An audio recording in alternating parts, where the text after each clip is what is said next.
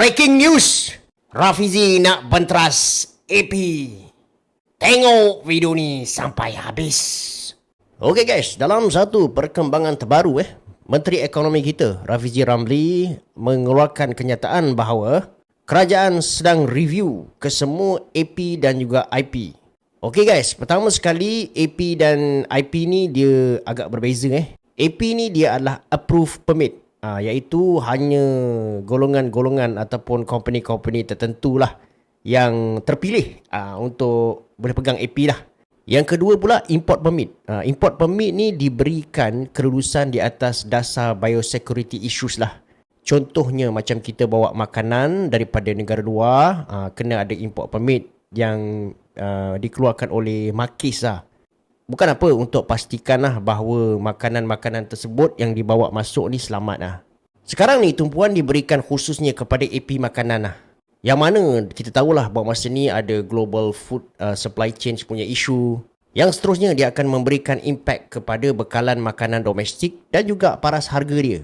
Dan lagi satu, kita juga kena sedar bahawa sistem AP itu sendiri sebenarnya adalah satu sistem yang telah mewujudkan apa yang kita panggil sebagai sama ada monopoli ataupun oligopoli. Oligopoli ni bermaksud hanya ada sesetengah syarikat sahaja yang boleh produce ataupun bekalkan barang itulah. Dalam konteks ni kita panggil sebagai oligopoli. Akan tetapi ada juga syarikat yang telah menjadi monopoli disebabkan oleh sistem AP ni. Sebagai contoh adalah Bernas. Cuma kita kena faham jugalah Bernas ni dia ada social responsibility. Dan dia juga ada KPI ataupun sasaran yang ditetapkan oleh kerajaan lah. Dan setakat ni pada aku Bernas menjalankan tugas yang baik lah. Cuma untuk AP-AP yang lain ni, yang tu kita kena review. Yang ni lah yang sekarang ni Rafizi Ramli dan juga kementerian dia sedang review. Akan tetapi kita kena bagi juga kredit kepada pentadbiran sebelumnya di bawah Datuk Seri Ismail Sabri. Sebab AP makanan ni mula di-abolish start daripada pentadbiran beliau lah.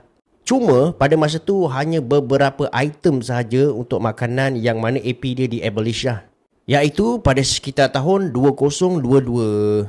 Cuma barangkali kita tak nampak sangat impact terhadap keseluruhan harga makanan secara general disebabkan hanya beberapa item sajalah yang di-liberalize ataupun dimansuhkan AP-nya. Untuk kita melihat kesan secara keseluruhan dan kesan yang lebih besar, lebih banyak AP untuk makanan ni terutamanya perlu dimansuhkan. Walaupun kita tahu bukan semua AP makanan ni kita boleh mansuhkan. Penting untuk kita review semula mana-mana AP yang dah tak relevan. Dan perkara ni perlu disemak balik. Kalau kita tak semak, dia hanya akan memberikan keuntungan kepada pihak-pihak tertentu saja.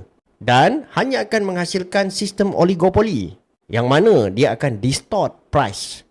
Oleh itu, aku sokong langkah yang diambil oleh Rafizi ni untuk mengkaji AP-AP makanan ni yang mana aku rasa dah sampai masanya kita meluaskan lagi AP abolishment ni. Jadi apa guys pandangan korang tentang video ni? Kalau korang suka video ni, jangan lupa bagi aku satu like dan juga sharekan video ni.